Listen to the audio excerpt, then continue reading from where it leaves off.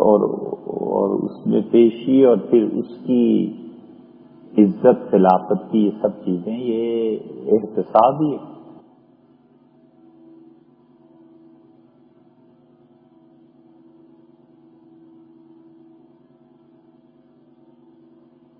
کوئی شخص اپنے آپ کو احتساب کے لیے پیش کرنے کو تیار نہیں ہے، اور دوسری طرف بھی ایسے ہی ہے کہ پیش کر دے اور وہ عقل کی بات یہ سمجھا دے کہ بھائی معاملہ ایسے نہیں ایسے ہے، غلط فہمی ہو گئی یا آپ کو غلط خبر پہنچی، تو وہ بھی ماننے کو تیار نہیں کہ نہیں میں جو تم میں عیب لگا رہا ہوں نا یہ بالکل سچ ہے، تم ایسے ہی عیب والے۔ وضاحت کہتا ہے کہ یار یہ چیز نہیں ہے۔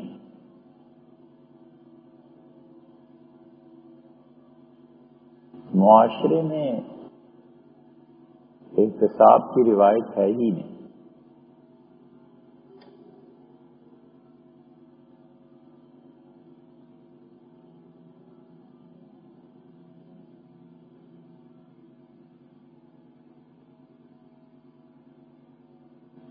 تغلق کا قصہ تو بہت ہی مشہور ہے۔ فوج جا رہی تھی، پڑاؤ کیا ایک جگہ، بادشاہ کی فوجیں بھی بڑی تھیں، بادشاہ بھی بڑے تھے۔ اب ان لوگوں نے انصاف کا اتنا اہتمام کیا کہ ایران کا ایک بادشاہ تھا، اس نے یہ کہا کہ ملک میں سرخ رنگ کا کپڑا کوئی نہیں پہنے گا، اور جس کو مجھ سے کوئی بات کہنی ہے سرخ رنگ کا لباس بس وہ پہنے۔ تو جہاں کہیں ایران کا بادشاہ دیکھتا تھا کہ سرخ رنگ کے کپڑے پہنے میں تو بلا لیتا تھا۔ کیا بات ہے، سرخ رنگ مظلوم ہونے کی گویا علامت۔ غالب نے اپنے دیوان کے آغاز جہاں سے کیا ہے وہ بھی ہے نا کہ غالب کے دیوان کا آغاز ہوتا ہے شعر سے،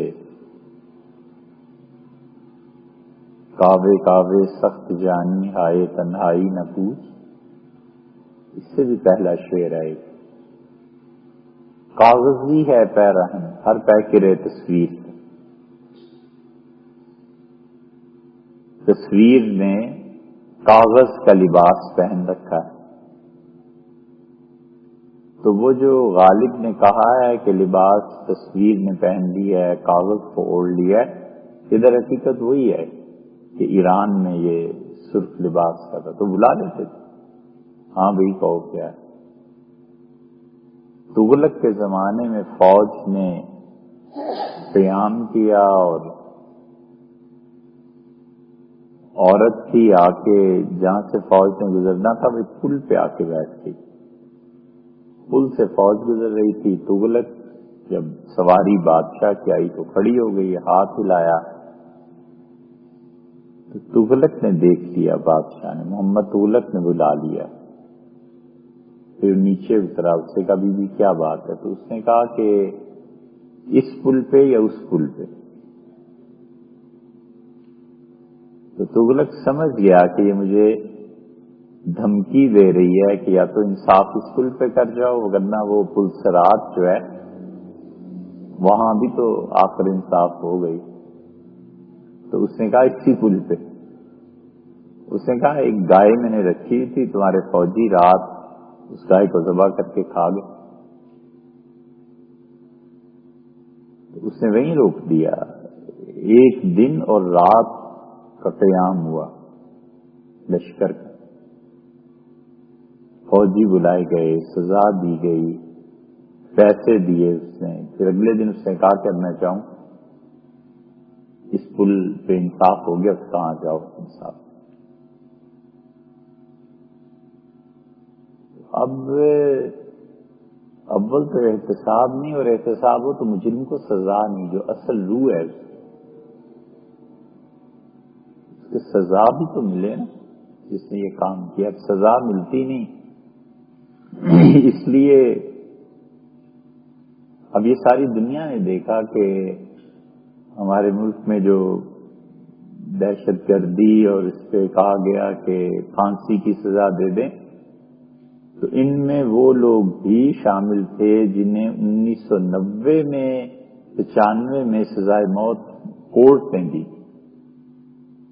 تو اس کا اندر ہے کہ 20-20 سال پرانے قیدی سزائے موت کے جیلوں میں پڑے ہوئے ہیں، ان کے فیصلے ہی نہیں، امپلیمنٹیشن نہیں ہو رہی. اسی لیے شریعت میں یہ تصور زیادہ پختہ نہیں ہے، یعنی یہ نہیں عام طور پہ پایا جاتا کہ جیلوں میں بہت لمبی مدت کے لیے رکھنا. وہاں تو یہ تھا کہ قاضی نے فیصلہ کیا اور ساتھ ہی پولیس نے عدلیہ نے اسے نافذ کر دیا، بس ختم ہوئی بات. عدالت نے لکھ دیا کہ قتل ہے تو انہوں نے باہر لے جا کے پھانسی چڑھا دیا، اور کیا. اب رکھنا کیوں ہے اتنا عرصہ؟ بس وہ ہوتا تھا کہ مہلت اس کو مل جاتی تھی جس کے ورثاء کہتے تھے کہ ہم اس کے ورثاء کو بات چیت کر کے منا لیں گے یا کچھ تو مہلت دی جائے. وہ 2-4 دن مہلت مل جاتی تھی کہ چلیے آپ مذاکرات کر لیجیے. لیکن ہمارے ہاں یہ تصور بالکل، اور مغلوں تک کے دور میں، یعنی جو مقدمے جہانگیر کے خلاف ہوئے ہیں وہ بھی تاریخ میں. جہانگیر کے فیملی کے خلاف کیا مقدمے ہوئے، بہت چیزیں.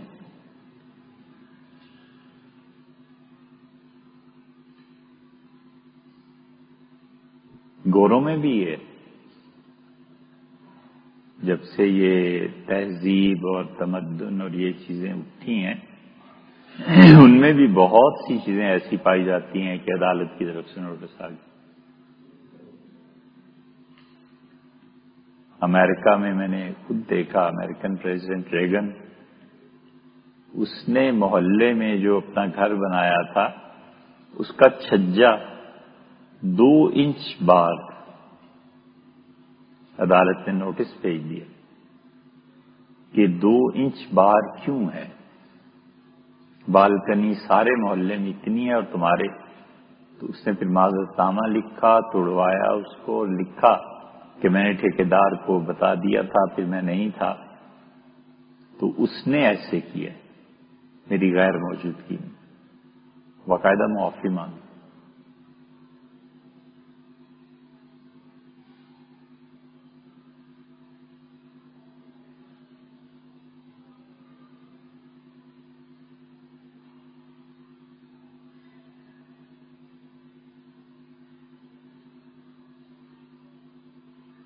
فکر آدمی چھوڑ دے تو دماغ مر جاتا ہے، اور اللہ کی یاد چھوڑ دے تو دل مر جاتا ہے.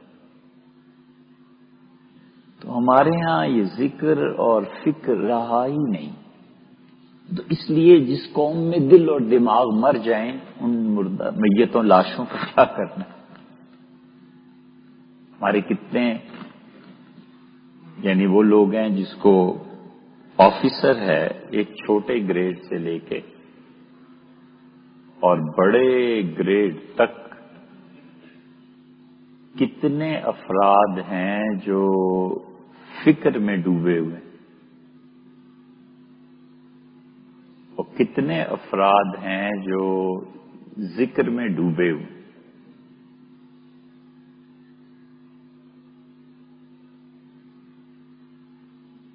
جو شخص فکر کی منزل سے نہیں گزرتا اس کا دل مر جاتا. اور علم آ جانے کے باوجود جب تک علم محبت کا بیٹا نہیں نہ بنتا تب تک وہ صرف افکار ہی محدود ہوتے ہیں. ان افکار میں اپنے جگر کے خون سے جو رنگ بھرتا ہے یہ نہیں ہوتا.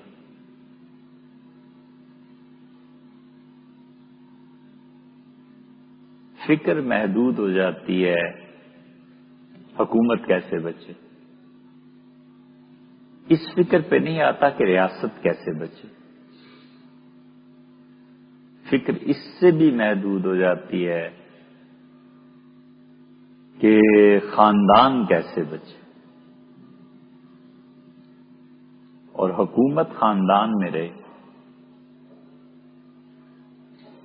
اب یہ جتنی اس مملکت کو سنبھالنے کی ذمہ داری جن افراد پہ ہے، یہ تقریباً 80-90% وہ ہیں جو خاندانی طور پہ چلے آتے ہیں۔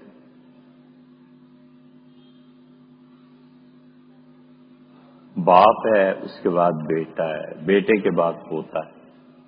ابھی 71 سال ہی ہوئے ہیں نا، تو اس لیے ہمارے ہاں فکر محدود، اول تو فکر ہے ہی نہیں، اور ہے تو خاندان تک محدود۔ اب خاندان سے وہ باہر نکلے تو پھر حکومت کی فکر، پھر حکومت سے بھی باہر نکلے اپنی حکومت سے تو ریاست کی فکر، ریاست کی فکر کہاں ہے؟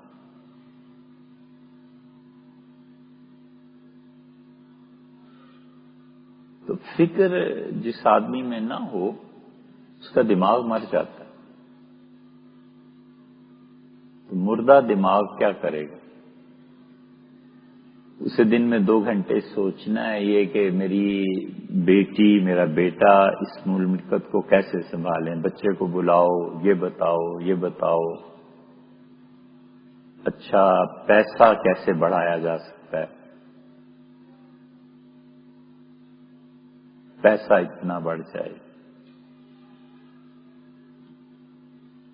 واجپئی اور مشرف کی ملاقات کا تھا، تو واجپئی نے کہا کہ مشرف سے میں کیسے مل سکتا ہوں، اس کا عہدہ کیا ہے؟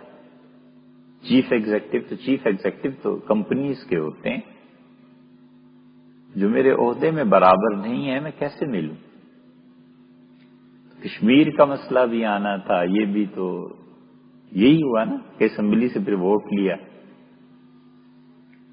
اسمبلی سے جو ووٹ لیا تو اس کا ووٹ محفوظ الرحمان صاحب نے بھی دیا۔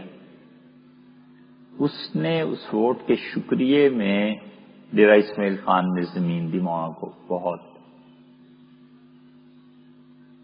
تو مونا کی زمین کے ساتھ وہاں ڈیرہ اسماعیل خان کے جو بھی لوگ ہیں وہ سارے ہمیں بھی جانتے ہیں، ہم بھی جانتے ہیں۔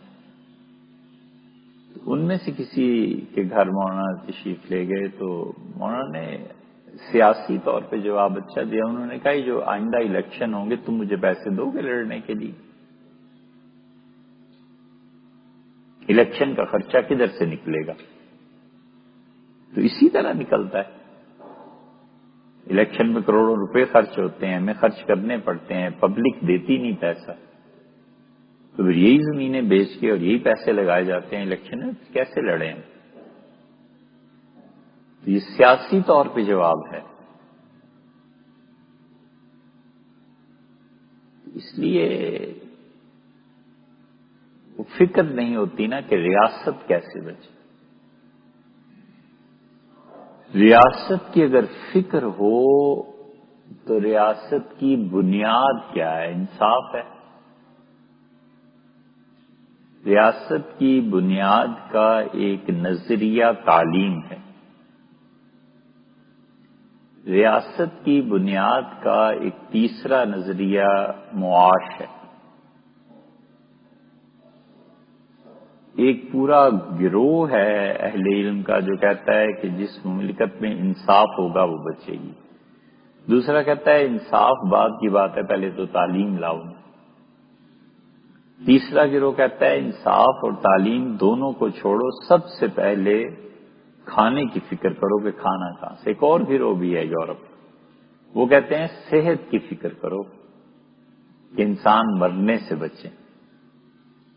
پھر وہ کہتے ہیں مرنے سے کیسے بچے، تو وہ کہتے ہیں جی ہم نے جو کہا تھا کہ معاشی طور پہ ٹھیک ہوں، مثلا صاف پانی، مہیا کرے حکومت. اب صاف پانی مہیا کرے گی تو اس کے لیے خریدنے کو پیسے چاہیے. پیسہ ہے تو اس کی بنیاد اکانومی ہے، تو پھر بات اکانومی پہ آ گئی.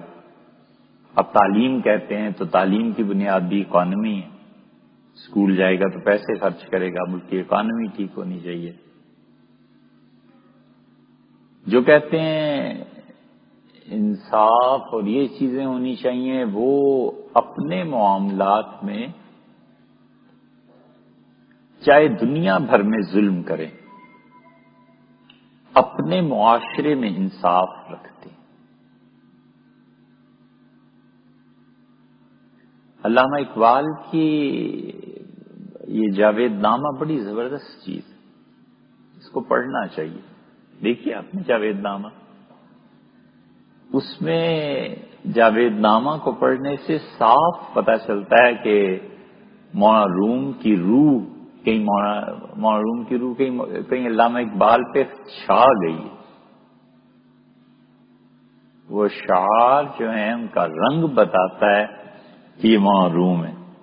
مولانا روم کی مثنوی پڑھے نا تو کئی جگہ کسی آیت کو، کسی عربی کے جملے کو، کسی حدیث کے جملے کو دو چار حرف بدل کے پورا مصرع بنا دیتے ہیں. علامہ کا یہ رنگ جاوید نامہ میں. جاوید نامہ علامہ جب گئے تھے لندن تو وہاں اعلان انہوں نے کیا تھا کہ میری کتاب ابن قریب آ رہی ہے. جاوید نامہ بڑی دلچسپ چیز ہے. اصل ان ساری چیزوں کی حضور صلی اللہ علیہ وسلم کی معراج. گوئٹے نے کتاب لکھی اور اس میں اس معراج کے تصور کو پیش کیا ہے. اب وہ معراج کا تصور اس نے لیا کہاں سے؟ یا تو اس کے ہفتے چڑھ گئی تھی کوئی کتاب حضور صلی اللہ علیہ وسلم کی معراج کو اس نے پڑھا. معاذ اللہ اس نے بڑی غلط چیزیں بھی لکھی. ولیعذ باللہ حضور صلی اللہ علیہ وسلم کی توہین پہ بھی مشتمل بعض باتیں. علامہ اقبال نے کہا ہے کہ اس نے جو کچھ لکھا ہے مغرب میں نے اس کا جواب مشرق میں دیا. بیٹے یہ کھول دیجیے، ہوا آتی رہے نا، اسے ذرا کھول دیجیے.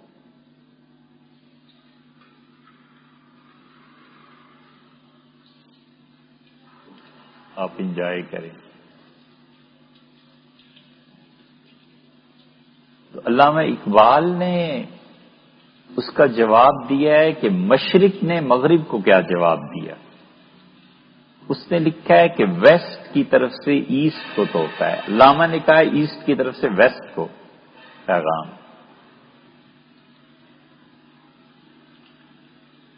حضور صلی اللہ علیہ وسلم جو معراج میں گئے تو یہ بڑا وسیع تصور ہے. صوفیہ نے بھی لکھا ہے معراج کا.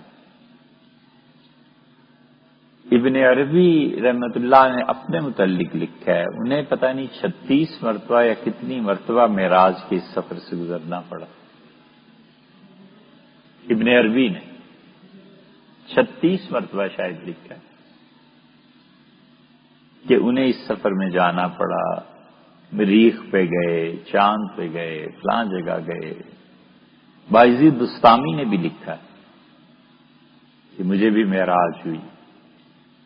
پھر ایک مقام پہ پہنچ کے اب یہ فرق پڑ جاتا ہے صوفی کی واردات میں جو اس پہ گزرتی ہے.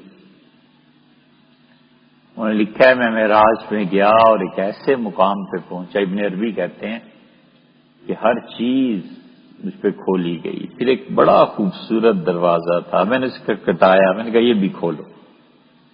انتہا ہو گئی انسانیت. تو مجھ سے کہا گیا کہ نبوت کا دروازہ ہے، بس یہ بند کر دیا گیا، یہ اب کسی کے لیے نہیں کھلتا. حضور صلی اللہ علیہ وسلم آخری نبی. پھر میں نے اس عروج کے بعد بندگی کی طرف آیا. اور مجھ پہ یہ افکار کھولے گئے کہ بندہ کیا چیز ہے تو میں مر جاتا. میں نے ہاتھ جوڑے، میں نے کہا بس کرے، اس سے زیادہ مجھ میں ہمت نہیں ہے کہ میں آگے جا سکوں. بھائی بستانی بھی گئے ہیں معراج میں. وہ ایک جگہ پہنچے ہیں اور وہاں پہنچ کے انہوں نے کہا کہ سبحانی ما عظم شانی، میں ہر عیب سے پاک ہوں اور کیا بلند مقام میرا ہے. ان کے بعد والے صوفیہ نے بڑی شدید تنقید کی کہ صوفی بھی بھلا کبھی ایسا ہوتا ہے جو دعویٰ کرے کہ میں کتنا پاک ہوں. یہ ساری چیزیں ہیں، یہ آفاقی تصور پھر پیدا ہوا. پھر یہ جو مغربی مجذوب تھا اس نے بھی کہا مجھے معراج ہوئی. علامہ اقبال نے اس پہ بڑا لکھا ہے اس میں جاوید نامہ. پھر علامہ کہتے ہیں کہ پھنس گیا تھا، لا الہ پہ پہنچ کے رک گیا تھا، اس لیے اس نے سارے خداؤں کی نفی کر دی. اگر یہ ہوتا، پھر کہتے ہیں جرمنی میں کوئی آدمی نہیں تھا یورپ میں جو اس کی رہنمائی کرتا، اور جس مقام پہ یہ پھنس گیا تھا یہاں سے اسے آگے لے چلتا. اور پھر کہتے ہیں اس زمانے میں کوئی آدمی یورپ میں نہیں تھا. پھر کہتے ہیں کہ اگر یہ ہوتا نقشے حضرت مجدد الفسانی سرہندی رحمت اللہ علیہ کے دور میں، تو احمد سرہندی اس کا ہاتھ پکڑ لیتے اور اسے آگے لے جاتے، الا اللہ کے مقام پہ لے جاتے. پھر علامہ اقبال نے لکھا ہے کہ موروم نے بھی معراج کا لکھا ہے. پھر علامہ نے لکھا ہے کہ میرے شیخ پیر و مرشد نے میرا ہاتھ پکڑا، پھر مجھے معراج میں لے گئے. اچھا، ہم سمجھتے تھے جب پہلی مرتبہ جاوید نامہ پڑھا تو ہم سمجھتے تھے یہ تخیلاتی سفر کہیں ہوا ہوگا، شاعر ہیں تو خیالات میں بات ہوئی ہوگی، لیکن بولے نہیں. ہم انتظار میں رہے کہ دیکھیں یہ پھول، یہ کلی کب کھلتی ہے پوری، کچھ پتہ چلے. جب ڈاکٹر جاوید اقبال نے اپنے والد کے حالات پہ کتاب لکھی اور علامہ کی مزید چیزیں سامنے آنا شروع ہوئیں تو پھر پتہ چلا کہ غالباً ان کا کوئی روحانی سفر یا کوئی چیز تھی ایسی.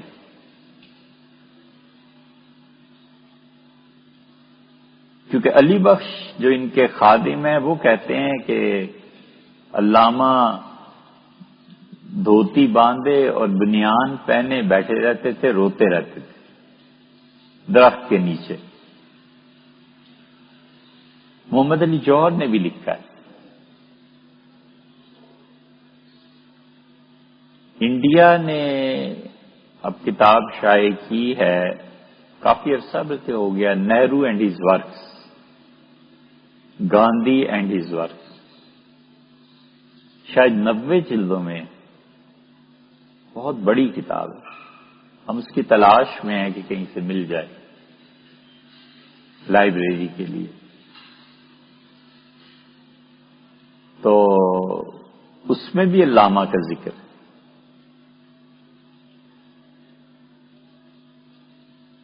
محمد علی جوہر نے بھی یہی لکھا ہے کہ میں لاہور گیا، ہم دونوں بھائی شوکت علی محمد علی دونوں پہنچے تو علامہ کو دیکھا بنیان پہنے دھوتی باندھے. یہ انڈین کلچر نہیں تھا، یہ پنجاب کا کلچر ہے.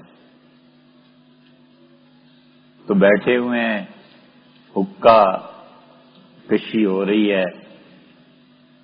محمد علی جوہر نے کہا کہ اوئے سارے ہندوستان کو پاگل کرنے والے خود یہاں بیٹھے ہوئے ہو اور تمہیں کچھ نہیں ہوا. تو علامہ بڑے ہنسے اور کہنے لگے قوال جو ہے نا وہ قوالی کرتا ہے تاکہ دوسروں کا حال دیکھے، دوسروں پہ حال کی کیفیت تاری ہو. اگر قوال خود مست ہو جائے تو پھر حال کس پہ تاری. اس لیے میں خاموش بیٹھا. مگر علامہ جو حال چاہتے تھے نا کہ لوگوں پہ طاری ہو، تو اب تک طاری نہیں ہوا. اب تو علامہ کو سمجھنے والے بھی لوگ نہیں رہے.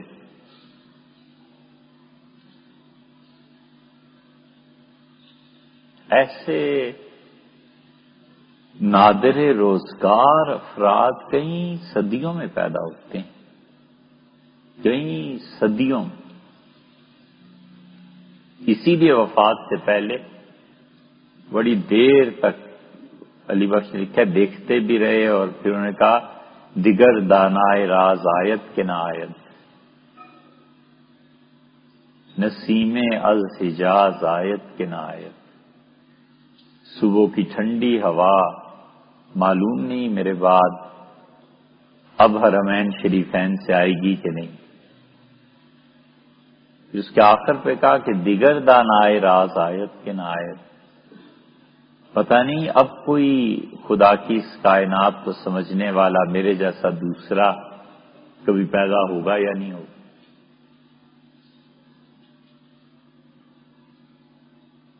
ابھی تک تو پڑھنے والے پیدا نہیں ہوئے، فکر کہاں ہوئی. تو علی بخش کہتے ہیں کہ ایسے ہی بیٹھے ہوئے تھے تو حقہ پی رہے تھے، آنکھیں بند اور رو رہے تھے. مجھ سے کہنے لگے کہ جاؤ مولانا روم کو ذرا بلانا. تو علی بخش بیچارہ 4 جماعتیں پڑھا ہوا خادم چلا گیا باہر جا کے گلی میں پوچھتا رہا مولوی روم صاحب کدھر. مولانا روم آئے. لوگ حیران کہ یہ کس کا ذکر کر رہا ہے.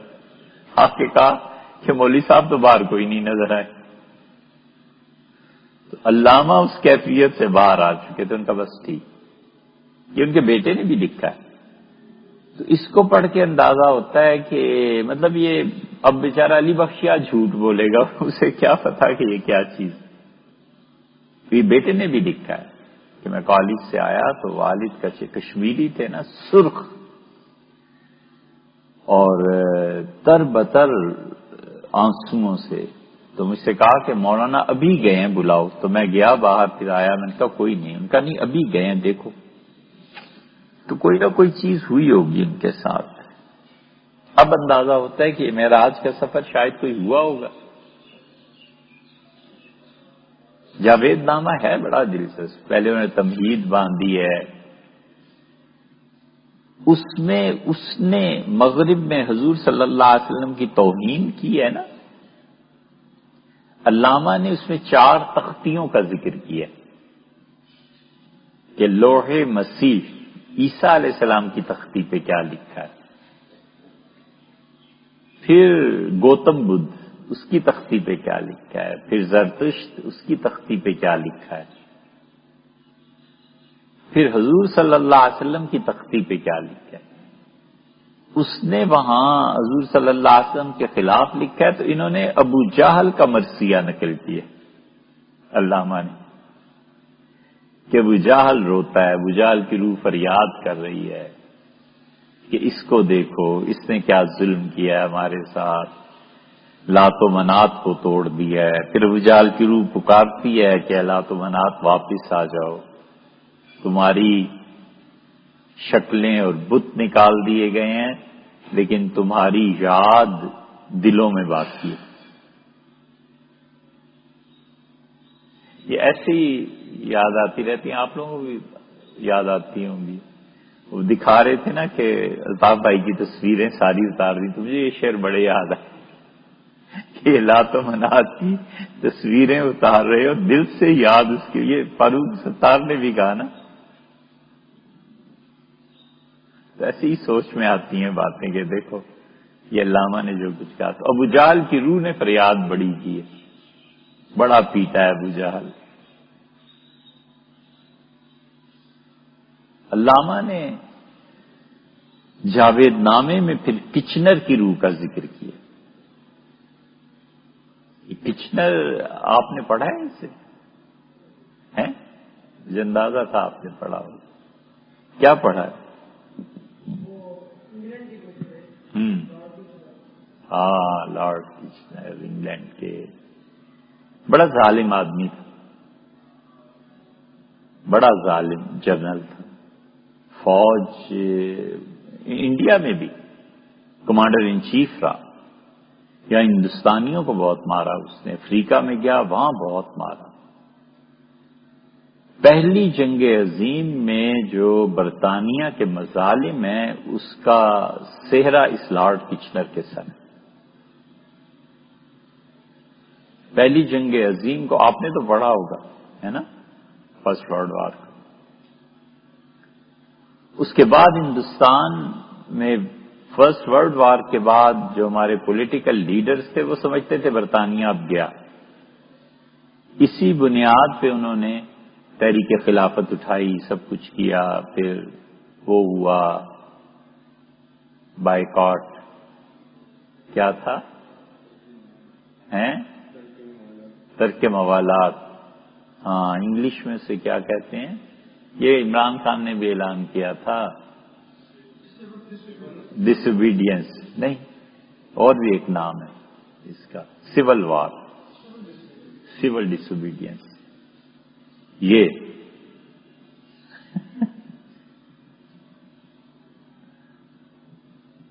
ویسے یہ ایک ذہنی مرض بھی ہے،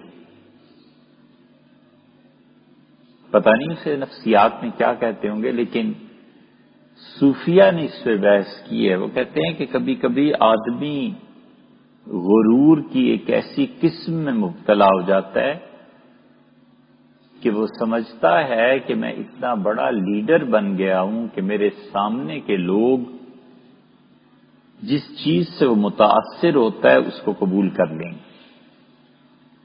اب سول ڈس اوبیڈینس کو عمران خان صاحب نے پڑھا ہے، 2 مرتبہ انہوں نے اس پہ بحث کی۔ اللہ تعالی کا یہ احسان ہی ہے کہ انہیں اندازہ ہوا کہ اچھا مولوی بھی یہ جانتے ہیں۔ حیرت سے کہنے لگے اچھا، ہم نے کہا حضور اس کا یہ پہلو بھی تھا، یہ پہلو بھی تھا، یہ پہلو بھی تھا، اچھا یہ کہاں ہے؟ ہم نے کہا یہ فلاں فلاں جگہ لکھا ہوا ہے، لندن کبھی جائیں تو وقت ہی نہیں ملتا لندن جا کے پڑھنے کا۔ تو ان کے ذوم میں یہ تھا کہ گاندھی سے بڑے متاثر ہیں کہ قوم اس کے لیے تیار ہے کہ میں نے جو ہی کال دی قوم نے نکل کھڑے ہونا ہے اور پٹڑیاں اکھیڑ دینی ہے اور رستے بند ہو جانے ہیں۔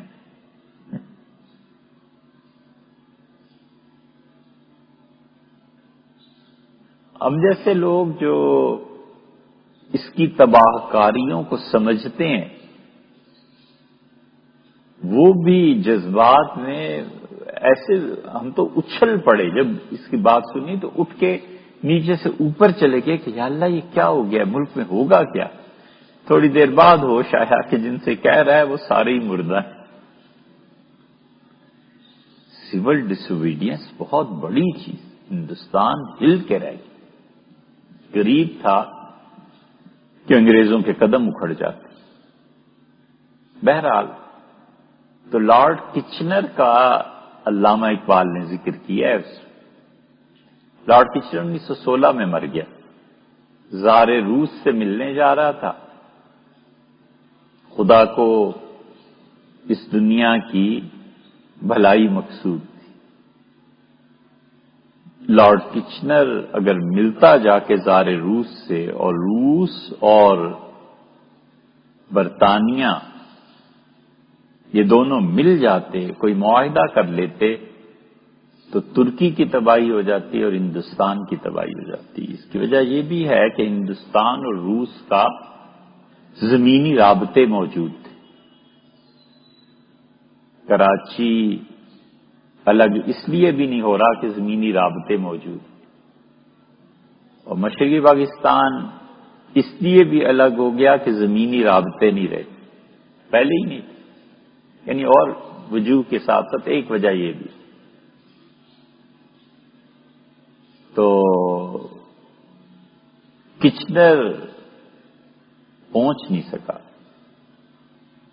جہاز ڈوب گیا تھا نا، اسی میں مر گیا، ورنہ افریقہ کے جو مظالم تھے۔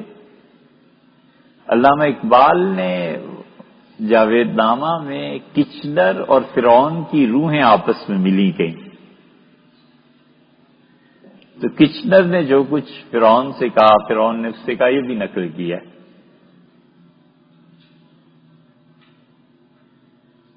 تو پھر مریخ پہ گئے، چاند پہ گئے، چاند کے غاروں میں گئے. معروم نے علامہ کو بڑی سیر کروائی ہے، کہاں کہاں گھومتے رہے. پھر ہندوستان کی روح علامہ سے ملی. یہ چیز وجود ہے اس کا.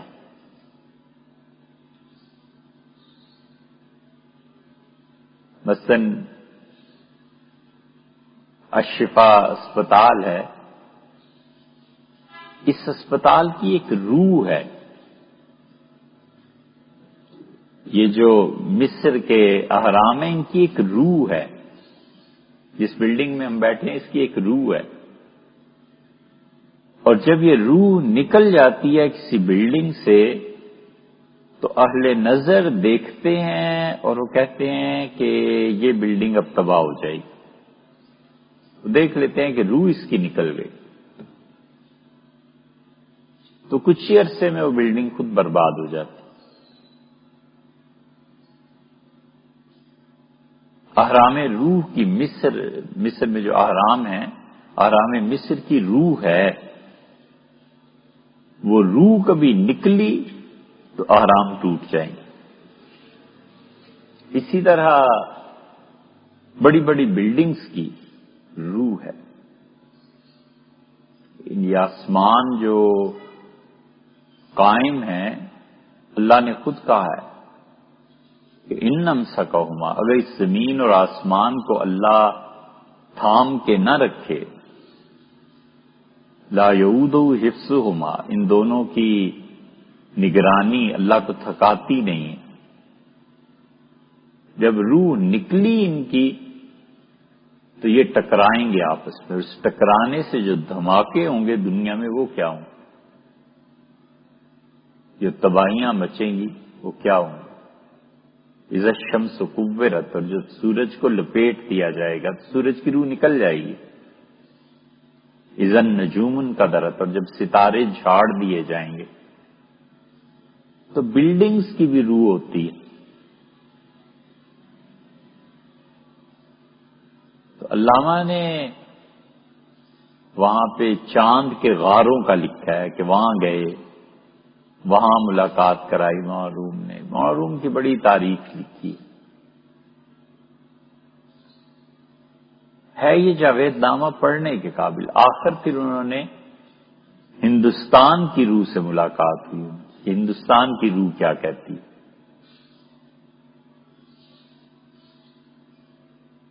روحیں نکل جاتی ہیں نا تو موت واقع ہو جاتی. اس لیے جن حکمرانوں میں فکر نہیں رہتی ان کا دماغ مر جاتا ہے. وہ ہمارے حکمرانوں میں نہیں ہے. کیونکہ اگر ریاست کی فکر کرتے تو کسی بھی نظریے، انہیں پتہ ہی نہیں نظریہ چیز کیا ہے نا. مطلب نظریاتی حکمران کتنے آئے ہمارے یہاں. کسی کی فکر یہ ہوتی کہ اصل میں قوم کی جڑ معیشت ہے، اکانومی ہے. بھٹو صاحب نے تھوڑا بہت پڑھا سوشلزم. سوشلزم کی جو ظاہری شکل تھی انہوں نے اس کو لانے کی کوشش کی. یہ اس درجے کے لوگ ہیں کہ ان کی باتیں کوئی غیبت نہیں ہے، یا شخصی طور پہ میں کسی سے کیا لینا کیا دینا. آپ کو تصاویر مل جائیں گی، جلسوں کی ویڈیوز مل جائیں گی.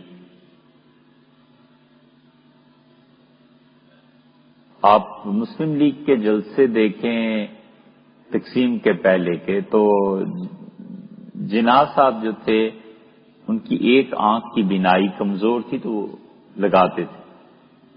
عمران خان کو میں نے بارہا دیکھا کہ وہ ایک آنکھ پہ وہ اینک لگاتے ہیں۔ سفر تھا، یہاں سے میاں والی جانا تھا ان کے آبائی گھر، تو واپسی میں نے ان سے پوچھا کہ کتنا فرق ہے، ان کا کوئی خاص فرق نہیں۔ میں نے کہا تو آپ ایک آنکھ کی اینک، تو انہوں نے کہا کہ قائد اعظم ایسے کرتے تھے۔ تو ہم جیسے نالائقوں کے ذہن میں یہی آتی تھی بات بار بار کہ قیادت اور قائد کا جو تصور ذہن میں ہوتا ہے وہ بہت بڑی چیز ہوتی ہے۔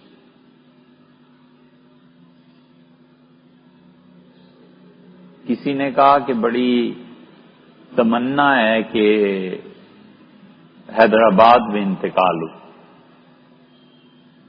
تو صوفی نے کہا اگر تمہاری تمنا پہ ہی قبر ملنی ہے تو پھر حرمین شریفین کی تمنا کرو، حیدرآباد دکن میں کیا رکھا ہے۔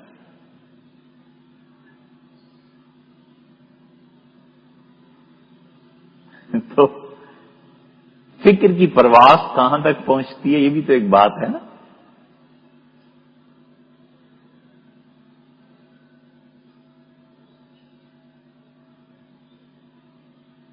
ڈارون بولے بوزنا ہوں میں،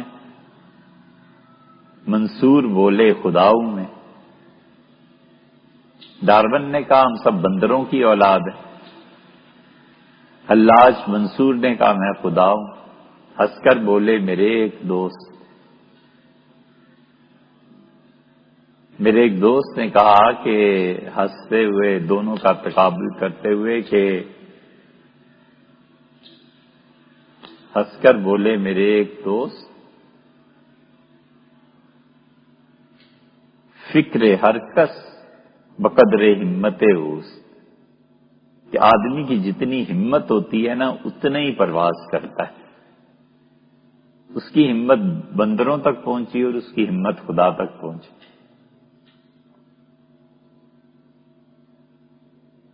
تو وہ ذہن میں قیادت کا ایک تصور ہوتا ہے۔ ہمارے یہاں قیادت کا تصور کیا ہوا؟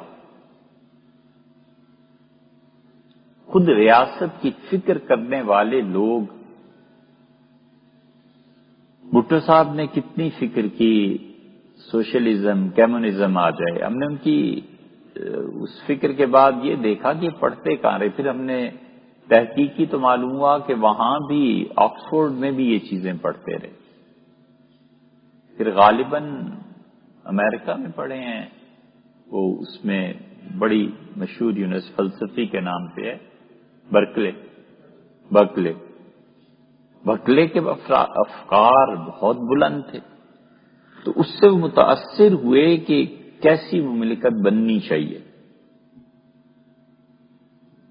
لیکن قوم سمجھ نہیں سکتی تھی، لوگ اس فکر پہ آ ہی نہیں سکتے تھے۔ انہوں نے نیشنلائز کر دیا تعلیمی اداروں، اور تعلیمی اداروں کی اب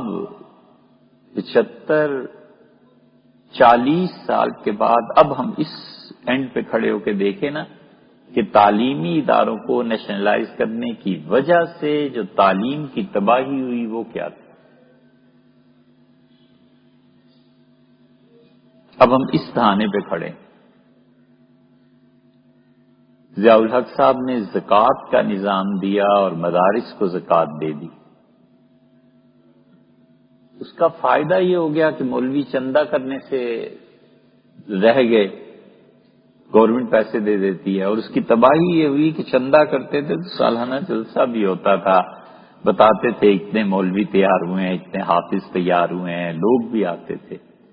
اب نہ سالانہ جلسے رہے، نہ لوگ رہے، نہ وہ چندے کی باتیں رہی، ہوتا ہے اب بھی لیکن وہ چیز نہیں، اس لیے کہ پیسے بہت سی جگہ آسانی سے مل جاتے ہیں۔ حکومت کی گرانٹ اب وہ سرحد میں بھی ملی ہے 30 کروڑ، اب اس میں بھی طوفان اٹھا ہوا ہے نا۔ اخبارات اور کہاں کہاں بیانات آ رہے ہیں، اور مجلس عاملہ میں بھی پیش ہوگا کہ ان کو نکالیں وفاق سے۔ پی ٹی آئی والے وہ ہم سے کہتے ہیں کہ کیا ہو رہا ہے،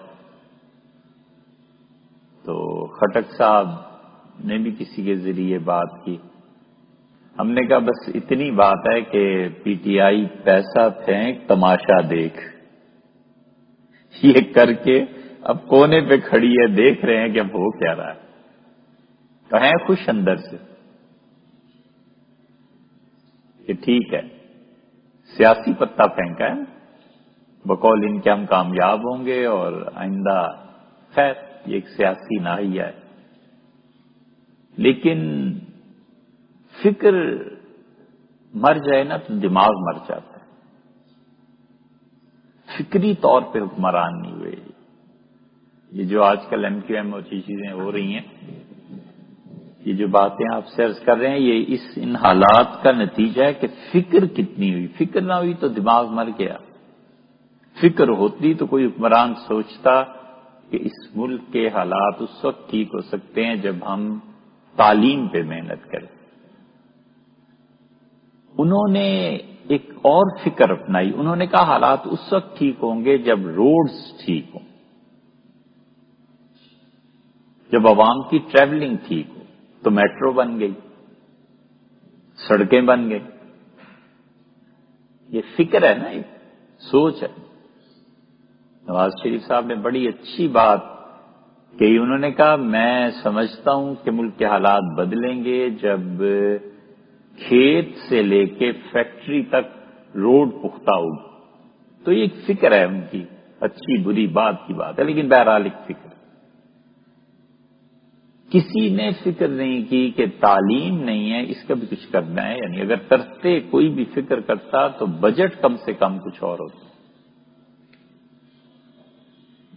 اتنے اتنے قابل پروفیسر، ہیڈ آف ڈپارٹمنٹس، اتنے اچھے اچھے لوگ ہماری یونیورسٹیز میں الحمدللہ اب بھی بڑے بڑے اچھے لوگ ہیں، ہم نے نہیں سنا کہ کسی کو بلا کے یہ کہا ہو کہ صاحب اسلام آباد میں یہ پلاٹ آپ کا ہے، آپ کے ڈپارٹمنٹ نے اب تک کیا کیا ہے، کتنی کتابیں آپ نے لکھی ہیں، کیا جدید فکر ہے آپ کی، آپ مجھے بتائیں، اور آپ کے ڈپارٹمنٹ نے اب تک کوئی کتاب نہیں لکھی تو آپ کس لیے بیٹھے ہوئے ہیں یہاں، جائیں چھٹی کر، احتساب ہوتا نا، کوئی نہیں بیٹھے،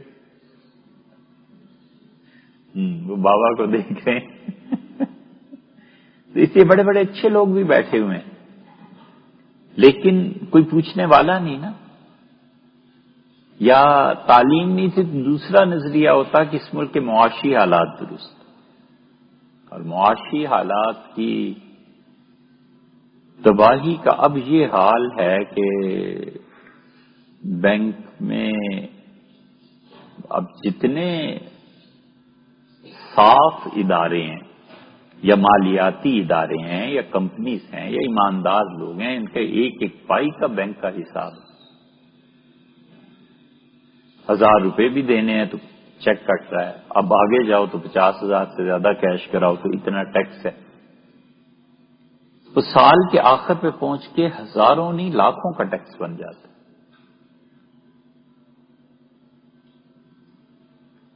چلیے صحت صحیح، اب صحت کی اگر فکر ہوتی کہ قوم کی صحت کی فکر کرنی ہے تو کتنے قابل ذکر ہسپتال ہیں جو بنے ہیں۔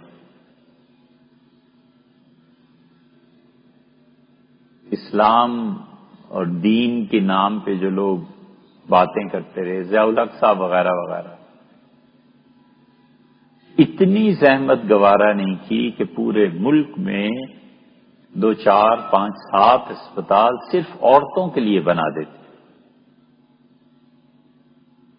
ہم سب اپنے گھر میں خواتین سے پوچھیں، مائیں ہیں، بہنیں ہیں، بیٹیاں ہیں، بیویاں ہیں، کتنا ایزی فیل کرتی ہیں لیڈی ڈاکٹر کے ساتھ۔ لیڈی ڈاکٹر آدھی بات سے پوری بات سمجھ جاتی ہے، اب وہ جا کے میل ڈاکٹر کو بتائے، یہ اس سے پوچھیں جو اس پہ گزرتی۔ کتنی بنیادی بات ہے یہ، حیرت ہوتی ہے کہ ان کو سمجھ میں نہیں آتی. حیران ہوتے ہیں ہم کہ ان کے گھر میں کوئی ماں بہن بیٹی بیوی کوئی انہیں نہیں کہتی کہ 2 4 5 7.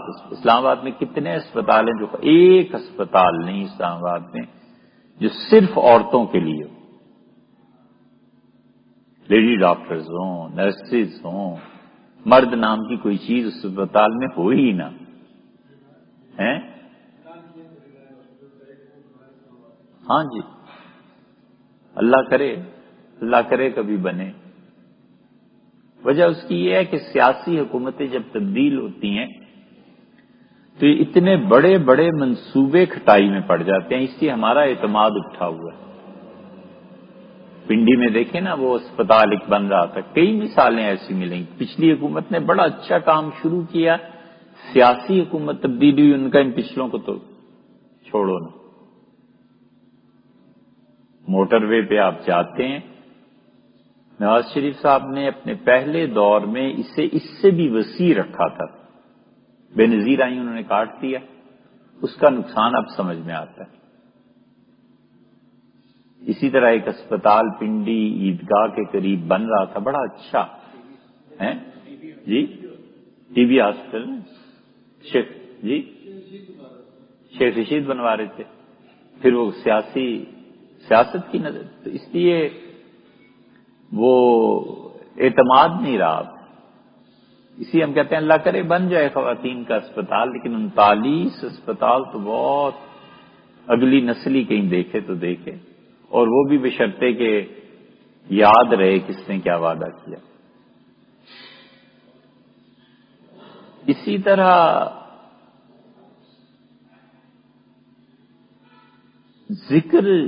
فکر چھوڑ دینے سے دماغ مر جاتا ہے، اور ذکر چھوڑ دینے سے دل مر جاتا ہے. اللہ کی یاد دل کو زندہ رکھتی ہے. خدا کی یاد جب چھوٹ جائے تو دل مر جاتا ہے. اب ایک عورت ہے، اللہ کو یاد کرتی ہے، نماز پڑھتی ہے، ذکر ہے، تسبیح ہے، وہ کچھ نہ کر سکے لیکن اس کے دل میں یہ رہتا ہے کہ اس محلے میں کتنی غریب عورتیں ہیں، کاش میں ان کی مدد کر سکوں. یہ زندہ دل ہے نا. پھر وہ سوچتی ہے کہ چلو میں نے اپنے بچے کو کپڑے لے دیے ہیں، اب یہ پرانے کپڑے ہیں، یہ کسی ایسی کو دے دوں جس کے پاس کپڑے نہ ہوں. ضائع نہیں کرتی. اچھا کھانا بچ گیا ہے تو یہ کسی کے منہ میں چلا جائے. یہ سب زندگی کی علامتیں. اور دل مر جاتا ہے تو پھر وہ مردہ حالت میں انسانوں کا درد باقی نہیں رہتا. دل زندہ ہوتا ہے تو جانوروں تک کا درد باقی رہتا ہے. یہ عبد المطلب اور ہاشم، ان کو مکہ والوں نے کہا کہ لقب دیا انہوں نے مطعم الطیر، پرندوں کو کھلانے والا. یہ ہمارے یہاں ہندوستان پاکستان میں رواج رہا ہے کہ گھر کے اوپر چھت پہ ایک کنالی رکھ دیتے تھے، پانی اس میں ڈال دیتے تھے، باجرہ ڈال دیتے تھے. روٹیاں بچ گئی ہیں ان کو کتر کے اوپر پھینکاتے تھے چھت پہ کہ چلو جانور کھا لیں گے. مکہ مکرمہ میں جب قحط پڑا تو حضرت عبد المطلب نے جانوروں تک کے لیے چارہ مہیا کیا. تو انہیں کہتے تھے مطعم الطیر، پرندوں کو پالنے والا. یہ بڑی چیز ہے کہ انسان کے دماغ میں رہے. اور یہ پرندے بھی آپ اگر انہیں کھانا کھلائیں تو عجیب و غریب تجربے ہوتے ہیں.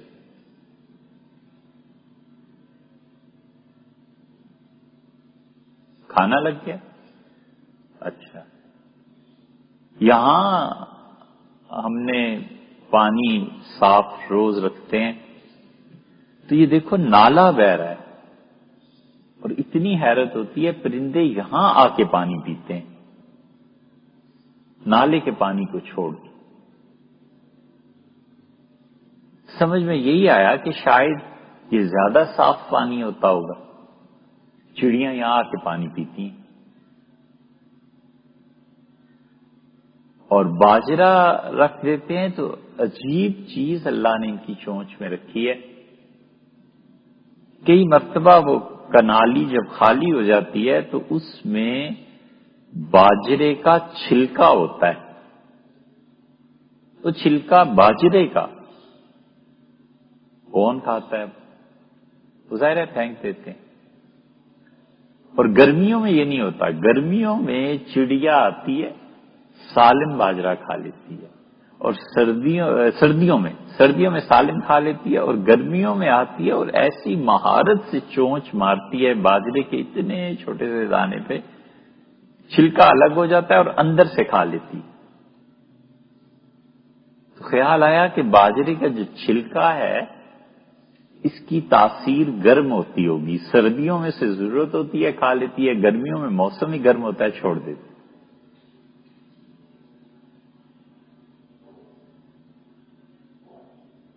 تو فکر چھوڑ دینے سے دماغ مر جاتا ہے اور اللہ کی یاد اور ذکر چھوڑ دینے سے دل مر جاتا ہے. اسی لیے یہ کچنر اور یہ جو فرعون کی روحیں آپس میں ملی تو عجیب و غریب باتیں ہیں وہاں. پڑھنے کی چیز. دل جب تک زندہ رہتا ہے آدمی بڑا پریشان رہتا ہے اور مر جائے تو بس پھر ختم ہو جاتا ہے. پریشانیاں بہت سی ختم ہو جاتی. اب دل زندہ ہو تو فکر ہوتی ہے قوم ملک یہ وہ. مر جائے تو کہتا ہے جائے جہنم میں قوم کیا اور ملک کیا, اگر ہم ٹھیک ہیں تو سب ٹھیک.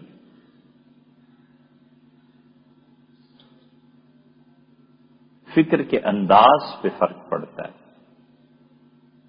سوچ پہ فرق پڑتا ہے. اس لیے آبادیاں جب بڑھ جاتی ہیں تو لاشیں بڑھ جاتی ہیں. کراچی یہ آباد ہوا ہے زیادہ 1843 میں سندھ فتح کیا ہے انگریزوں نے. اس سے پہلے ان کی حکومتیں نہیں تھی اتنی. اس کے بعد بمبور کا ایک ہندو تھا, اس نے کراچی کی بنیاد رکھی تھی. کراچی نے پھر بڑی ترقی کی ساحل ہونے کی وجہ سے, لیکن بمبے جب انگریزوں نے کراچی کے ساتھ جوڑ دیا تو بمبے کی ترقی ہوئی, کراچی پھر پیچھے رہ گئی. کراچی کی آبادی جب ملک بنا تو 3 لاکھ تھی. ہم نے کراچی کے حالات پر نکلوایا سارا کہ تھا کیا, تو پتا چلا 3 لاکھ تھی 1947 میں آبادی. پھر اضافہ ہوا مہاجرین کا, پھر بھی چند لاکھ تھی. لیکن اب دیکھو تو آبادی کا شاید 10واں حصہ بنتا ہے ہمارا, کروڑوں میں.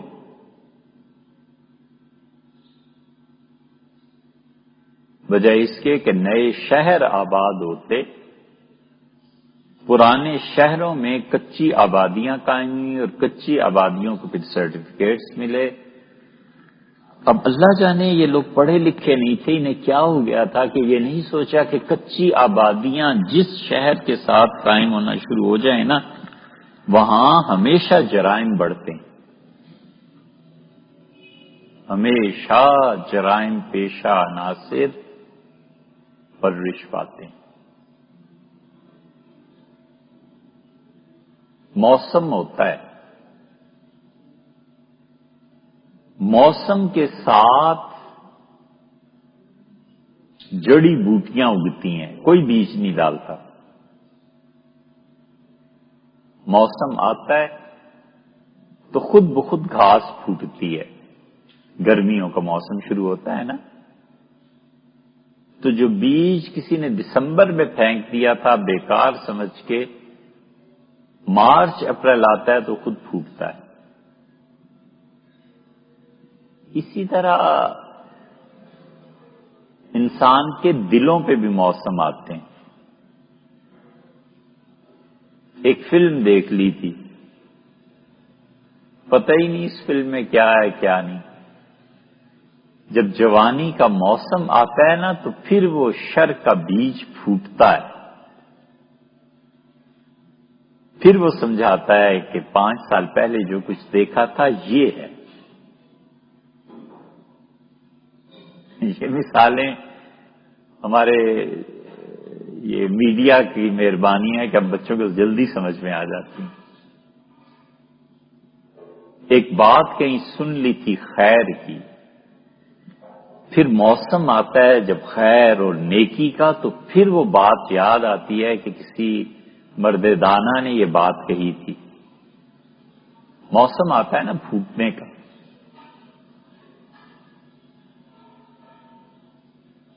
10 بار دیکھتا ہے کہ ماں نے یہ سالن بنا کے رکھا ہے. پھر موسم جب دوپہر کو آتا ہے نا، شہروں کی باقاعدہ حد بندیاں نہیں ہوتی اور ایک ایک فرد کا ریکارڈ نہیں ہوتا، تو پھر ایسی قوموں اور ملکوں کو نظریات تو بہت پیچھے رہ گئے، جسمانی طور پہ تباہی سے کوئی نہیں بچاتا. جے پور ہم نے دیکھا ہندوستان کے اس آخری سفر میں، جو پڑھتے تھے اس سے بڑھ کے پایا. اتنا ویل پلانڈ سٹی یورپ کو نہیں سوجی جتنی یہاں والوں کو سوجی. جے پور میں ہم نے رصدگاہ دیکھی، ستاروں کی حرکتوں اور ستاروں کی ٹریولنگ کو دیکھنے والی مائکروسکوپس لگی.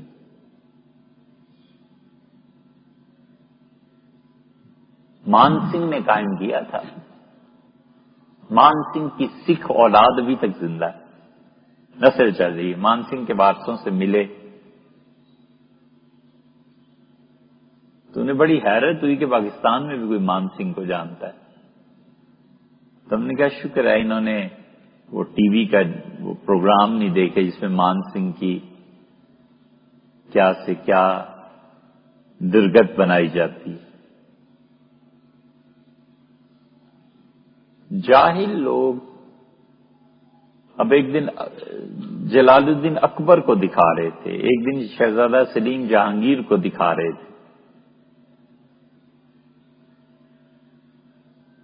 جسے خالص ہندی میں نٹ اور مراسی کہتے ہیں نا. یہ ظاہر ہے میڈیا اب ان کے پاس آ گیا ہے نا، ان کی اپنی عزت کوئی نہیں تو انہیں کیا پتا کسی کی کیا عزت ہے. اکبر بادشاہ کا مذاق اڑانا، جہانگیر کا مذاق اڑانا، بابر ہمایوں کا مذاق اڑانا، انہوں نے پڑھا ہی نہیں کہ وہ آدمی کیا تھے. ہیرا مل گیا ایک جاہل کو، گدے پہ لکڑیاں لادے لے جا رہا تھا تو دیکھا بڑا چمکدار پتھر جنگل میں پڑا ہوا ہے، تو ہیرے میں سوراخ کر کے رسی ڈال کے گدے کے گلے میں لٹکا دیا. تو جو جانتا تھا نا ہیرا کیا ہوتا ہے، اس سے کہا افسوس، ہیرے میں اگر سوراخ ہو جائے تو ہیرے کی قیمت ختم ہو جاتی، اس کا اتنا قیمتی پتھر. تو دوسرے نے کہا کہ دیکھنے والے کی آنکھ اندھی ہو تو پھر یہی ہوتا ہے. تو اس سے نٹ اور مراسی جمع ہو گئے. انہیں کیا پتا اکبر کون تھا اور بابر کون اور ہمایوں کون، اور مطلب مان سنگھ اکبر کے 9 رتنوں میں سے ایک تھا، اور مان سنگھ نے جے پور بنایا ہے۔ جے پور کے کھنڈرات نہیں، قدیم چیزیں دیکھ کے حیرت ہوتی تھی، اتنا ارینج سٹی۔ اٹلی والوں نے ہندوستان کی حکومت سے کہا کہ یہ جو آپ نے رصدگاہ مان سنگھ نے بنائی تھی، ایسی رصدگاہ ستاروں کی حرکات کو نوٹ کرنے کے لیے ہم اٹلی میں بنانا چاہتے ہیں، ہم اس کی کاپی کی اجازت دیں۔ انڈین گورنمنٹ غالباً واجپئی تھا یا جو بھی تھا، اس نے کہا جی ہمارا کوئی حق نہیں ہے، ان کا خاندان بھی زندہ ہے، آپ ان سے رابطہ کریں، یہ ان کی دیانتداری ہے۔ خیر وہ گئے، ملے، معلوم نہیں اجازت دی یا نہیں دی، لیکن مان سنگھ کی اولاد ابھی تک موجود ہے۔ مان سنگھ کی بیٹی کا رشتہ جے پور میں مانگا اکبر نے اپنے بیٹے جہانگیر کے لیے۔ یہ مغلز جو تھے یہ سمجھتے تھے غالباً یہ جتنے ہندو ہیں یہ سب اہل کتاب ہیں، اور اہل کتاب سے شادی کی اجازت کیونکہ خود قرآن میں آئی ہے، اس لیے یہ ہندو عورتوں سے شادی میں کوئی قباحت محسوس نہیں کرتے تھے۔ اب یہ ایک بنیادی چیز ہے بس، یہ نہ سمجھنے کی وجہ سے ساری تاریخ میں اب جدید جتنے ہیں ہسٹورینز یہ کہتے ہیں ہندوؤں کی عورتوں کو ہندوؤں کی عورتوں سے کیسے شادی کر لیتے تھے؟ یار وہ ہندوؤں کو اہل کتاب میں شامل مانتے تھے، اتنی بات۔ قرآن نے آخری سورت سورہ مائدہ آئی ہے، اللہ نے کہا کہ اہل کتاب کی 2 چیزوں کو ہم جائز کرا، اہل کتاب کی عورتوں سے تمہاری شادی کو اور اہل کتاب کے ذبیحے کو جائز قرار دیتے ہیں۔ مغل سمجھتے تھے کہ یہ اہل کتاب ہیں، بس اتنی بات۔ اس ایک مسئلے کو نہ سمجھنے کی وجہ سے ہر جاہل آدمی اٹھتا ہے اور کہتا ہے مغل ہندوؤں سے شادی، ہندوؤں سے، یار وہ سمجھتے تھے اہل کتاب۔ آپ ان کی اس بنیادی نظریے کو توڑ دیتے نا، کوئی کھڑا ہوتا اور کہتا جی اہل کتاب نہیں ہے، پھر تو بات تھی۔ عیسائی اہل کتاب ہیں، یہودی اہل کتاب ہیں۔ آج فرض کر لیجئے نواز شریف کسی عیسائی یا یہودی عورت سے شادی کر لیتا ہے تو شرعاً وہ کہتا ہے کہ یار یہ اہل کتاب ہے، ہم شادی کر سکتے ہیں۔ عمران خان نے یہی کہا تھا اہل کتاب ہے، پھر آگے کوئی نہیں بولا۔ تو مان سنگھ کی بیٹی کا رشتہ جب مانگا، بارات گئی تو اس زمانے میں ڈولیاں ہوتی تھیں، تو ڈولی میں بٹھاتے تھے لڑکی کو۔ جب ڈولی باہر آئی تو اکبر بادشاہ خود اٹھا اور 12 یا 13 قدم اس نے اپنی بہو کی ڈولی کندھے پہ رکھی۔ اکبر بادشاہ جب اٹھا تو 9 رتن جو تھے سب بھاگے۔ مان سنگھ نے کہا کہ یہ رشتہ میں نے شہزادہ سلیم کو نہیں آپ کو دیا ہے، اور میری بیٹی آپ کی نوکرانی۔ اکبر بادشاہ نے کہا کہ رشتہ میں نے لیا ہے اور تمہاری بیٹی کسی کی نوکرانی نہیں ہے، ہندوستان کی ملکہ ہے۔ کہا تمہاری بیٹی ہماری بیٹی، ہندوستان کی ملکہ ہے۔ اکبر بادشاہ کہتا تھا کہ ہندوستان سے کبھی بھی بھیک ختم نہیں ہو سکتی۔ بھیک دیکھتا تھا نا لوگ مانگ رہے ہیں، تو اس نے ایک مرتبہ یہ کیا، اس نے کہا ہندوستان کا جتنا سونا ہے نا اس کے سکے بنانے شروع کرو۔ شہزادہ سلیم جب جہانگیر پیدا ہوا ہے تو جس گھر میں وہ ٹھہرا تھا اس گھر کو اس نے سونے کے سکوں سے بھر دیا۔ صبح سے شام تک سونا تقسیم ہوتا رہا جہانگیر کی پیدائش کی۔ دوسرے دن پھر، تیسرے دن پھر گھروں کے کمرے سب دالان بھر دیے سونے کے سکوں سے۔ ٹکسال لگی ہوئی تھی، سکے کھنک نکل رہے تھے، سونوں کے ڈلے پگھل رہے تھے۔ تیسرے دن گھر خالی نہیں ہوا. تو اکبر نے کہا بس لوگوں کی تمنا پوری. پھر گیا اجمیر شریف سے ایک اور جگہ. تو پھر ایک دن اس نے کہا کہ میں نے بڑی کوشش کی ہے کہ ہندوستان سے بھکاری ختم ہو جائیں بھی. پھر جو اس سے بات کی نا، یہ واقعات جب آپ پڑھتے ہیں تو آپ کو انسان کے سوچنے کے سٹینڈرڈ کا پتہ چلتا ہے. اس نے کہا میں نے بڑی کوشش کی ہے لیکن ان ہندوستانیوں کی جیبیں بھر گئیں، نظریں نہیں بھری. اسے کہا ان کی نیتیں نہیں بھرتی، اور جب تک نیت نہ بھرے غربت ختم نہیں ہو سکتی. اسے کہا یہ بھیک نہیں ختم ہوتی. اب یہ تجزیہ ہے نا، اس کا سوچنے کا انداز ہے نا. تو اس لیے یہ ہسٹری آپ پڑھیں تو یہ نہیں ہے کہ بہت بڑی گناہ، بڑی برائیاں بھی تھیں، لیکن اس طرح کے بھی نہیں تھے کہ کامیڈین اب ان پہ اس طرح لکھے. تو اس کو دیکھ کے پھر خیال آتا ہے کہ ان جاہلوں نے کون سا پڑھ لیا ہے، نٹ اور میراثی ہیں، انہیں کیا پتا اکبر کیا تھا اور کون کیا.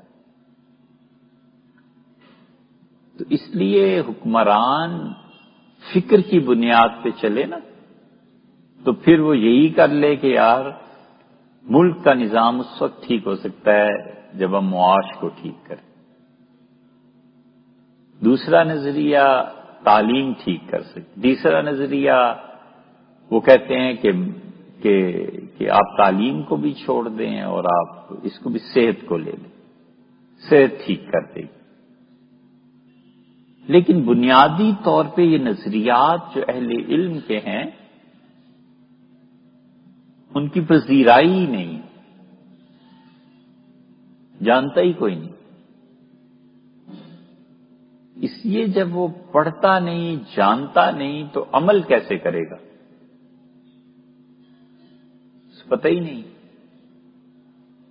اسے صرف یہ پتا ہے، مثلاً ایوب خان کو یہ بات اچھی طرح سمجھ میں آ گئی کہ دنیا انڈسٹریل ایرا میں داخل ہو گئی ہے. تو اس نے انڈسٹریز لگوائیں، ملک میں بہت انڈسٹریز لگوائیں، کام کیا، ملک نے ترقی کی، ملک زراعت سے صنعت کے دور میں داخل ہو گیا. وہ پھر بھی کوئی چیز تھی کسی نے بتا دی. اب موجودہ حکمرانوں کو کون سمجھائے کہ اب دنیا کس ایرا میں داخل ہو گئی، کس دور میں داخل ہو گئی ہے، اب کس چیز پہ محنت کرنے کی ضرورت ہے؟ کچھ بھی نہیں. یورپ، امریکہ، ہم کسی صورت کے تسلیم کرنے کے لیے ذہنی طور پہ تیار نہیں ہیں کہ وہ ترقی یافتہ ممالک ہیں. ذہنی طور پہ تیار نہیں ہیں، عملاً ہیں. عملاً ہم قریب ہو رہے ہیں. عملی طور پہ ہم سب مقلد ہیں یورپ.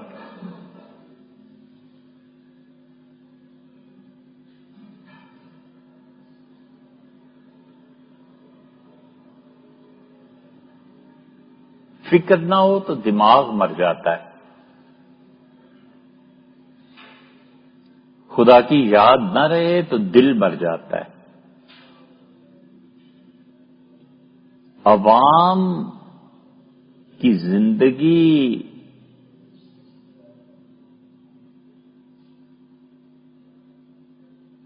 قیادت کے پیچھے چلنا ہے.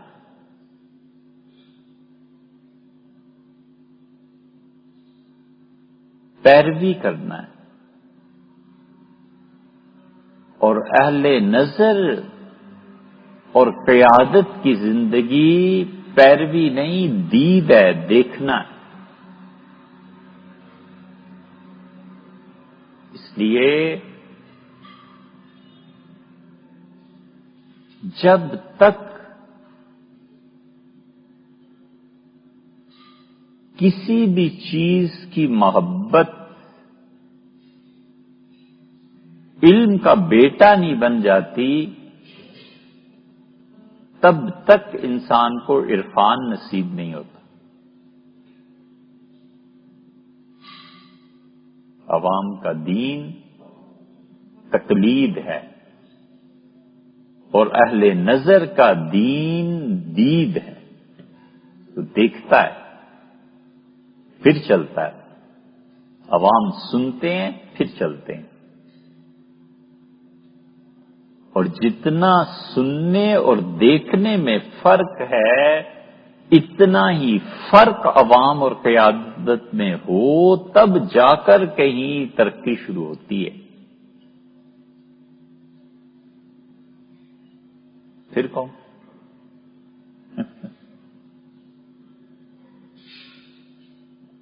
عوام کا دین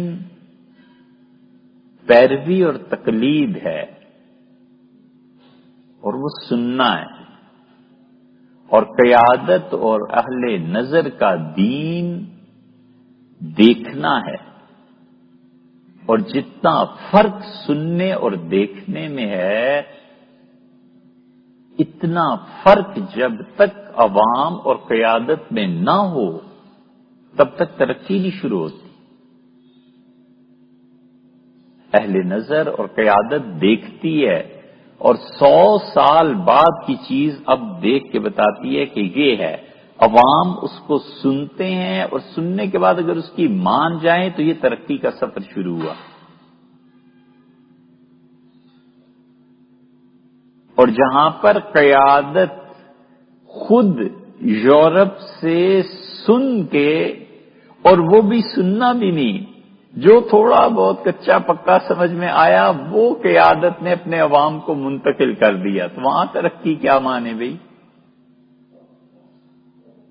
یورپ اور امریکہ دیکھتے ہیں، ہم مسلمان مجموعی طور پہ امت کی حیثیت سے ہماری قیادت سنتی ہے، اور سنتی بھی پوری طرح نہیں ہے۔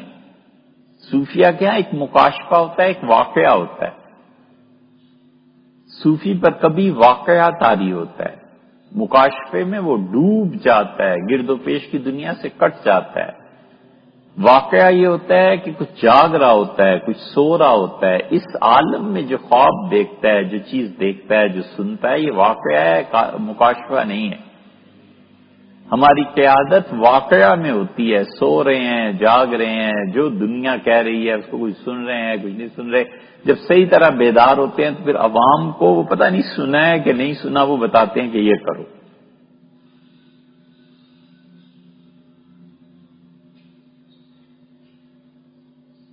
کیسی دید ہے کہ اب وہ لوگ آپریشنز کرتے ہیں، ویڈیو کے ذریعے آپریشنز کرتے ہیں اور کراتے ہیں بیٹھ کے، ہے نا؟ یورپ اور امریکہ میں اب جو سرجریز ہیں کمال کی چیزیں،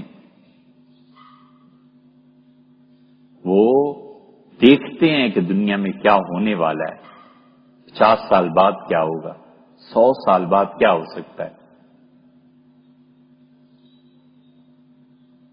ویژنری، وہ دید مجموعی طور پہ ہماری امت مسلمہ کی قیادت کی شنید ہی بن جائے تو بھی کوئی بات ہے، وہ شنید بھی پوری نہیں، پھر اس کا کچھ حصہ عوام کی طرف منتقل ہوتا ہے، اور وہ جو شنید ہے اس کا اکثر حصہ جو سن رکھا ہے وہ اپنے ذاتی مفادات کی نظر ہو جاتا ہے۔ تو ترقی کہاں سے ہونی ہے؟ کئی چیزیں آپ یورپ اور امریکہ میں دیکھتے ہیں، ہمارے ہاں اتنا بھی شعور نہیں کہ یار تقلید ہی کرنی ہے تو کم سے کم وہ مشینیں ہی یہاں لے آؤ، جو مشینیں دوسری اور پہلی جنگ عظیم میں انہوں نے استعمال کی، ہمارے ہاں کہیں 70، 80، 90 میں جا کے آئیں، ہم تقلید بھی پوری نہ کر سکے۔ دید اور نظر تو کیا ہوتی، اس لیے ہمارے بچے جو یورپ میں جاتے ہیں ہم کہتے ہیں یار واپس آ کے یہاں بھی ایسی یونیورسٹی بنا، لیکن بس کیا کہیں، ابھی امریکہ میں ایک ڈاکٹر صاحب ہیں، ہم کبھی گئے تھے ان کے ہاں بھی، انہوں نے اپنی بیٹی کی شادی کی اور پتہ نہیں کتنے ملین ڈالرز اس شادی میں خرچ کیے.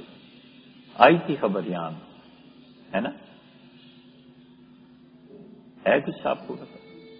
ہاں، کتنے ملین ڈالرز خرچ کیے. اور جس شعبے سے انہوں نے کمائے تھے انہوں نے یہ خیال نہیں کیا کہ ایک ایسا شعبہ اپنے ملک میں بھی قائم کر دیں، کہیں قائم کر دیں، اپنے ملک میں سیاسی رکاوٹیں کہیں اور قائم کر دیں.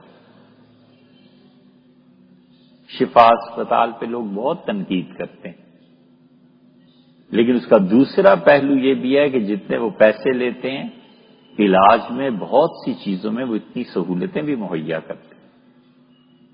بہت سی چیزیں ایسی بھی کہ علاج میں ان کے ڈاکٹرز جو ہیں بعض جگہ پہ حیرت انگیز چیزیں بھی ہوتی، مگر قیادت شنید کے معیار پہ پوری نہیں اتری، دید تو پتہ نہیں ہوگی نہیں ہوگی. اچھا بھائی، پتہ نہیں کہاں آج بات سیاسی چیزوں پہ چلی گئی. ایسے ہے کہ 4 تاریخ کو اب اتوار آ رہا ہے، اس کو ہم غالباً نہیں ہوں گے. پھر 11 کا جو اتوار ہے اس کو عید آ جائے گی، چھٹی. 13 کو عید ہے اور پھر 18 کو ہے، تو 18 کو انشاءاللہ پھر ملیں. بڑی لمبی چھٹیاں آ گئی ہیں، 10 چھٹیاں. 18 کو انشاءاللہ. درمیان میں عید بھی ہے.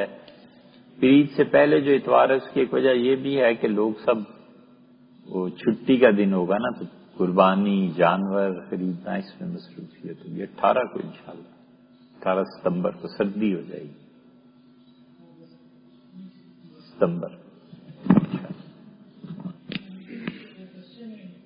جی. اچھا.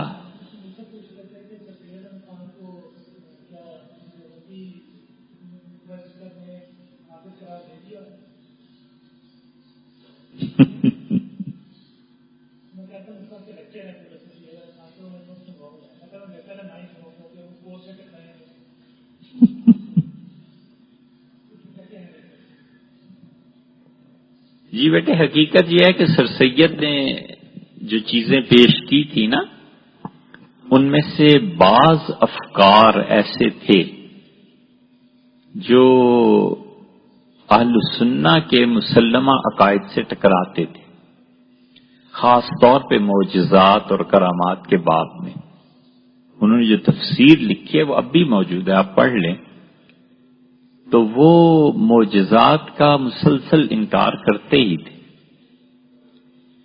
یہ ان کی ایسی خامی تھی جس کی کوئی تعویل کی نہیں جا سکتی تھی. ایک فکر بس، اس پہ لوگوں نے ان کی تکفیر کی تھی، اور اس تکفیر میں انہیں کافر کہنے میں کوئی ایک فرقہ شامل نہیں تھا، سارے ہی تھے.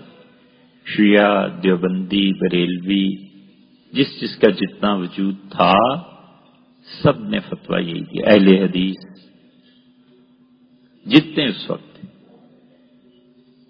لیکن یہ کہ جو ان کی پازیٹو سائیڈ ہے وہ بھی بہت بڑی، بہت بڑی. اور اس تکفیر میں ایک حصہ اس وقت کے مسلمانوں کی دین کے ساتھ پختگی سے وابستگی تھی. مسلمان اس وقت نئی نئی چوٹ لگی تھی انگریزوں کی، اور نئی نئی زخم تھا بالکل نیا، غلامی کبھی دیکھی نہیں تھی. گورے آ گئے تھے ایک دم سے، اور گلی گلی محلے محلے پولیس کی سرپرستی میں پادری کھڑے ہو کے اللہ کی توحید کے خلاف دلائل دیتے تھے کہ اللہ ایک نہیں تین، اور حضور صلی اللہ علیہ وسلم کی توہین کرتے تھے پولیس کی نگرانی میں. اس لیے جو ذرا سا بھی ہلا ہے نا، مسلمانوں نے کہا تم بھی کافر ہو. ان کا پہلے یہ نہیں سنبھالے جا رہے، تم بھی انہیں کے پیچھے، تم بھی کافر. اور عوام کا مسئلہ تھا تو عوام اس حد تک مشتعل ہو گئے تھے کہ کسی کے گھر میں، اب یہ بات شاید آپ کو سمجھ میں نہ آئے، ٹیبل دیکھ لیتے تھے نا اور چیئر کے اس پہ بیٹھ کے کھانا کہا کہ تم بھی کافی کرستان ہو گئے. بٹن کوئی لگا لیتا تھا، لوگ کہتے تھے یہ کرستان ہو گیا. اس صورتحال کو آپ دیکھیں نا تو برہم ہو گئے تھے مذہبی حلقے کہ آپ کیسے معجزات کا انکار، کیسے قرآن کی، کیسے یہ لکھا، کیسے یہ لکھا. اور ایک وجہ یہ بھی تھی، یہ تو پورے لیکچرز کی باتیں ہیں جو آپ کو بالکل 2 منٹ میں بات کر رہا ہوں. پورا مسلمان کا ایک مستقل طبقہ تھا جو پڑھتا تھا، لوگ پڑھتے تھے. اب کوئی نہیں پڑھتا. فرض کر لیجئے اس وقت مسلمان جو تھے وہ 1 کروڑ تھے تو لاکھوں کی تعداد میں پڑھنے والے تھے. اب کروڑوں ہیں اور ان میں ہزاروں بھی پڑھنے والے نہیں.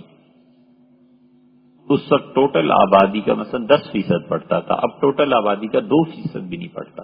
وہ جب پڑھتے تھے تو پھر اٹھ کھڑے ہو کہ یہ تحریر آ گئی، یہ تحریر آ گئی. اب تحریرات کا انبار ہے اسلام کے خلاف، خود مسلمان ہی لکھ رہے ہیں، کوئی کسی کو پرواہ ہی نہیں. وہ کہتا ہے ٹھیک ہے یار لکھا ہو. حساس تھے مسلمان، جو چیز گم کر بیٹھے تھے نا انہیں اس اپنے زیاں اور نقصان کا بڑا احساس. لیکن قوم کو جب احساس زیاں جاتا رہا تو اب احساس زیاں وائے ناکامی متاع کارواں جاتا رہا اور کارواں کے دل سے احساس زیاں جاتا رہا. یہ علامہ نے کہا نا اس وقت مسلمانوں کو بڑا احساس تھا کہ بڑا نقصان ہو گیا. اس احساس نے ہی آپ کا ملک بنوایا، اس احساس نے ہی 2 قومی نظریہ، اس احساس نے ہی آپ کو بالکل ایک الگ چیز دی ہے کہ ہندوؤں کے ساتھ سکھوں فلاں نہیں رہ سکتے ہمیں ایک. اب وہ احساس نہیں، یہ چیزیں یہ کریں گے بات انشاءاللہ کبھی.